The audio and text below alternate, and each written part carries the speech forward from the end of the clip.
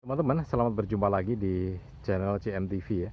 Dan seperti biasanya kita akan belajar bisnis dan juga belajar hidup dari alam di sekitar kita, termasuk diantaranya dari pepohonan dan juga dari yang lainnya.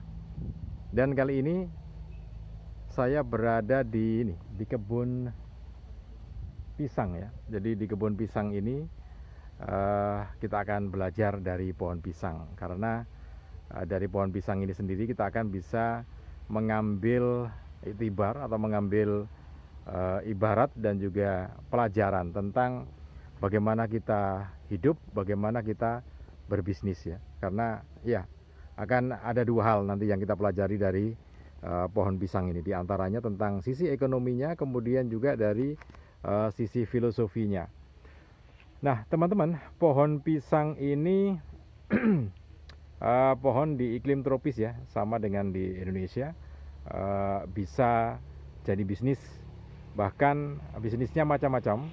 Ada yang memang sudah kontrak dengan perusahaan tepung, kemudian juga ada yang biasa saja ya, jadi menanam sendiri secara mandiri, kemudian dijual ke tengkulak pisang secara sendiri-sendiri. Dan hasilnya juga cukup signifikan, karena pohon pisang ini harganya macam-macam ya. Jadi satu tundun semacam ini berkisar antara yang paling murah ya ada yang 25.000, ada yang 30.000, ada yang sampai seratusan ya, tergantung kondisi pohon pisangnya dan jumlah tandanya seperti apa. Oke, kita akan simak dan kita ulas lebih dalam lagi tentang dari sisi bisnisnya sebelum kita simak tentang filosofinya. Teman-teman, ini di kebun pisang dan memang ini khusus ya, seperti yang Anda lihat ini. Jadi memang bisa dipanen tiap hari dengan jumlah yang sekian banyak ini di kebun pisang ini. Dipanen tiap hari ya rata-rata setengah tosa ya. Kalau kita kita hitung dari depan sana, dari jalan besar kemudian ke sini, tengkulaknya biasanya mengambil sendiri ke sini, kemudian dipilih sendiri dan tinggal dihitung saja. Nah, budidaya tanaman pisang. Jadi ini kan biasanya kita membeli bibitnya satu ya. Bibitnya satu seperti ini. Ini kan asalnya satu rumpun. Ini namanya satu rumpun. Asalnya satu pohon. Kemudian ditanam dan akan ada anaknya, ada tunas-tunas baru di situ. Dan dikondisikan supaya tunas baru ini sebanding dengan kondisi makanannya. Jaraknya seperti ini. Jadi lumayan juga jaraknya. Nah penghasilannya tadi ya, satu tandan biasanya antara yang paling murah ya 50.000 sampai 100.000 ya, kisarannya seperti itu, dan bisa dipanen tiap hari kalau lahan pisangnya memang cukup luas. Ada yang kontrak dengan pabrik tepung, ada yang secara mandiri. Nah budidayanya seperti ini, jadi ditanam satu pohon, kemudian dari tanam sampai panen itu butuh waktu sekitar 8 sampai 10 bulan ya. Jadi butuh waktu sekitar 8 sampai 10 bulan baru bisa dipanen. Nah, kondisi tanahnya juga harus diatur sedemikian rupa, harus ada ininya digulut gitu ya. Digulut atau harus ada, nah ini seperti ini. Kenapa? Karena memang ini pohon pisang harus airnya harus bisa turun ya. Jadi butuh air tapi tidak sampai ngecembeng bisa dalam bahasa Jawanya, tidak terlalu mengendap airnya, tapi harus bisa turun sehingga dibuat parit semacam ini. Dan jaraknya ya lumayan itu, mungkin jarak yang satu ke yang lainnya sekitar 2 meter ya sampai 3 meter. Dan relatif lebih mudah menanam pohon pisang ini dibandingkan dengan budidaya tanaman yang lainnya, karena begitu ditanam ya tinggal pemupukan secara secara tidak terlalu rumit gitu ya, tinggal menunggu masa panennya saja. Jadi tinggal pengaturan airnya kalau musim hujan, karena kalau tidak diatur sedemikian rupa maka bisa mengakibatkan busuk ya. Ini sudah cukup bagus kondisinya. Kalau terlalu cembeng airnya biasanya akan mengalami kebusukan dari bawah, kemudian meninggal dunia, mati gitu ya. Nah pohon pisang ini sendiri sebetulnya memang cukup banyak ininya, banyak manfaatnya ya. Karena kalau sudah ditanam satu misalkan sambil nunggu panen, itu kan ada anakannya. Nah, anakannya ini juga bisa dijual, teman-teman. Nah, itu kan sudah mulai itu seperti itu. Itu ada anakannya dan itu bisa dijual. Karena paling tidak harus dijaga kondisi yang ideal ya. Paling tidak dalam satu rumpun ya ada 6 atau 8 anakan supaya nanti bisa tumbuh bergantian gitu ya. Karena kan pohon pisang ini tidak seperti pohon yang lainnya, karena begitu berbuah sekali selesai ya dia akan mati ya. Makanya ini kan banyak bertumbangan karena sudah berbuah dan ini ya. Ya satu contoh ini tadi. Nah, itu. Ini kalau sudah berbuah kan mati, sehingga menimbulkan peribahasa sekali berarti kemudian mati kan gitu. Nah, ini kan sudah ada contohnya ya. Jadi mungkin tidak banyak yang tahu, anak-anak mungkin tidak banyak yang tahu. Nah, ini kan sudah hasil panen gitu, dipotong satu sehingga dia akan mati dan diteruskan oleh anaknya. Ya seperti itulah peribahasanya, sekali berarti kemudian mati. Nah, oke, kita akan lanjut ke peribahasa ini ya, secara filosofi. Kenapa kemudian disebutkan bahwa peribahasa itu seperti itu gitu ya. Ini termasuk aman karena dibiarkan sedemikian rupa pun tidak ada pencurinya ya. Biasanya kalau pas musim ya nggak ada musimnya, dia akan terus panen, gantian aja. Dan ini sudah mulai pergantian. Oke, kita akan masuk ke filosofinya tentang bagaimana pohon pisang ini disebut pohon sufi.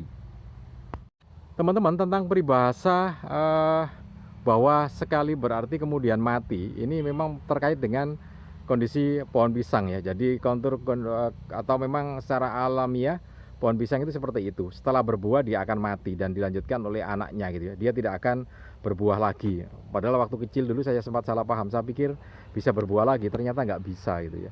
Nah, ini saya menyebutnya sebagai pohon sufi.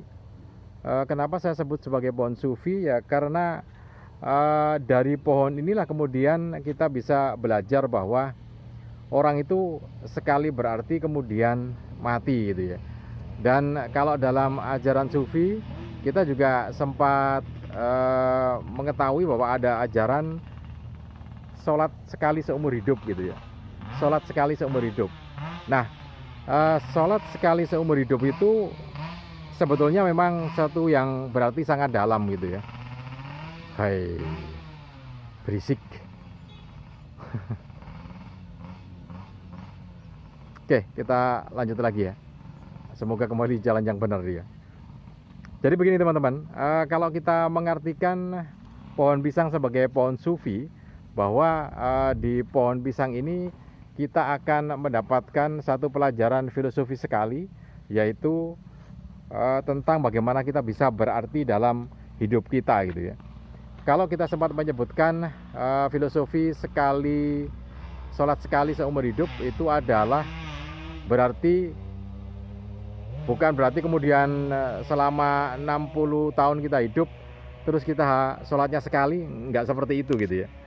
Karena ada yang salah persepsi bahwa sholat sekali seumur hidup itu adalah satu kali saja sholatnya cukup, setelah itu enggak gitu. Enggak seperti itu, tetapi itu mengandung makna yang dalam. Artinya begini, padanannya begini ya, sholat sekali, sholatnya sekali, kemudian hidupnya juga sekali. Makanya harus klop bahwa sholat sekali seumur hidup. Sehingga yang dimaksud di situ adalah selama kita hidup itu kita harus sholat terus gitu ya. Apa bisa orang sholat terus? Ya berarti kan harus bekerja. Makanya kan istilahnya mendirikan sholat, bukan mengerjakan sholat gitu ya.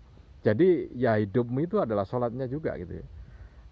Ada aspek ritual, ada aspek aktual, kontekstual gitu ya. Jadi begini, kalau ritualnya di dalam Islam ya 5 kali ya, 5 kali sehari.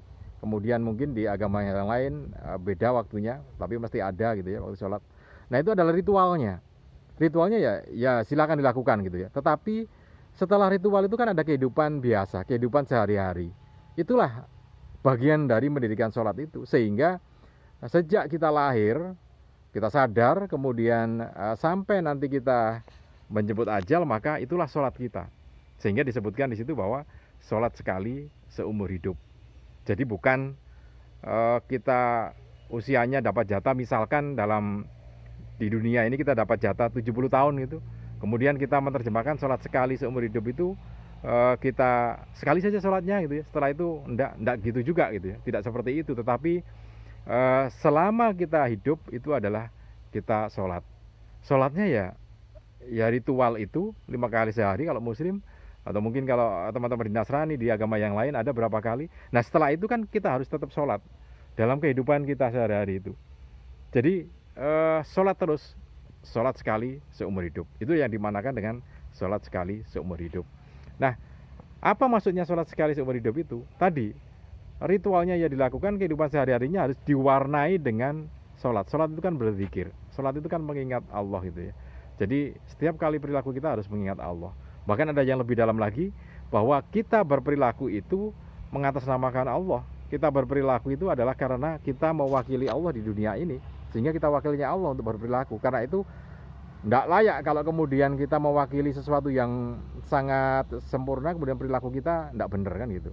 Sehingga tadi patokannya, sholat sekali seumur hidup.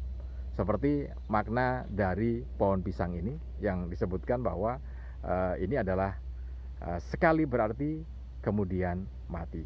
Nah itu adalah makna filosofi dari pohon pisang ini. Dia akan memberikan buahnya yang paling bagus dan paling manis untuk dihasilkan dan untuk dinikmati oleh masyarakat, dan dia sudah memberikan sesuatu yang paling bagus, pengabdian yang paling bagus. Itulah makna dari sekali berarti kemudian mati. Oke teman-teman, mudah-mudahan ini bisa bermanfaat untuk kita semua. Yang ingin berbisnis silahkan berbisnis pohon pisang.